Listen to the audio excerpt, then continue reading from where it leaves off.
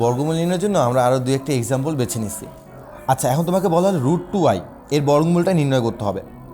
আচ্ছা দেখো তো, √2iটাকে আমি ইচ্ছা করলে লিখতে পারি √2i রাখলাম, আর সামনে একটা আমি 1 প্লাস দিলাম, আর এখানে আমি দিলাম -1।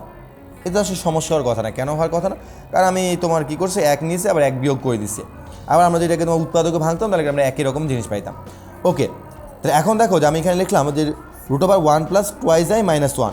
তাহলে আমি এটাকে আরেকভাবে লিখতে পারি যে 1 + 2i প্লাস কি বলো তো i²। কেন? কারণ i² মানে হচ্ছে -1।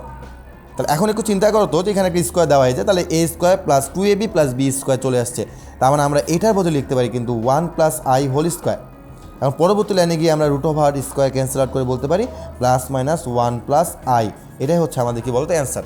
তাহলে এখন দেখো আমরা √2i এটা কিন্তু আমরা খুব সহজে করে ফেলতে পারি। কীভাবে? যে একটা +1 একটা -1 দিলে আমাদের অ্যান্সার চলে আসতেছে। কিন্তু দেখো তো √11iটাই কিন্তু তুমি বলতে পারো না ভাই একটা +1 একটা -1 দিলে আমাদের ডিরেক্ট ফর্মুলা পড়ে যাবে।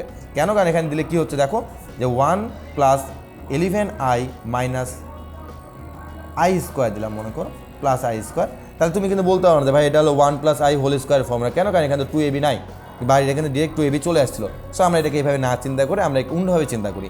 সেটা কী হবে যে √11iটাকে আমরা লিখি √11 × √i। আচ্ছা, এখন আমি একটা কাজ করতে যাচ্ছি, সেটা কি যে এই √11টাকে আমি √2 দিয়ে ভাগ করতে যাচ্ছি। √2 দিয়ে ভাগ করলে এখানে অবশ্যই আমাকে 2 দিয়ে গুণ করতে হচ্ছে। তাহলে আমার সুবিধাটা কী হলো? আমার সুবিধা হচ্ছে এটাই যে আমি যদি এখানে √2 দিয়ে ভাগ করি তাহলে কিন্তু আমি √2i পাচ্ছি। আর √2i মানে কিন্তু আমি ডিরেক্ট বলতে পারছি সেটা কি বলতো +-1 + i। তাহলে আমাদের যদি এখন থেকে এই √11i, √9i বা √something i যদি দেওয়া থাকে, আমরা তাকে অবশ্যই কী করবো √2 দিয়ে ভাগ করবো। কেন? কারণ আমরা এখানে √2i এর বর্গমূলটা জানি। তাহলে এই পরের লাইনে আমাদের ডিরেক্ট কী লিখতে পারি বলতো √12i √11 √2। আর এটা মানে আমরা কী জানি 1 + i, আর প্লাস মাইনাসটা আমি কী করলাম বলতো সামনে দিয়ে দিলাম। তাহলে এখন একই রকমভাবে তুমি বাসায় যেটা প্র্যাকটিস করবে সেটা হচ্ছে √9i মনে তুমি এখানে দিলাম তোমাকে আমি 39। তো তুমি এই দুটো বাসায় প্র্যাকটিস করে দেখবা, ঠিক একই রকমভাবে করার চেষ্টা করবা।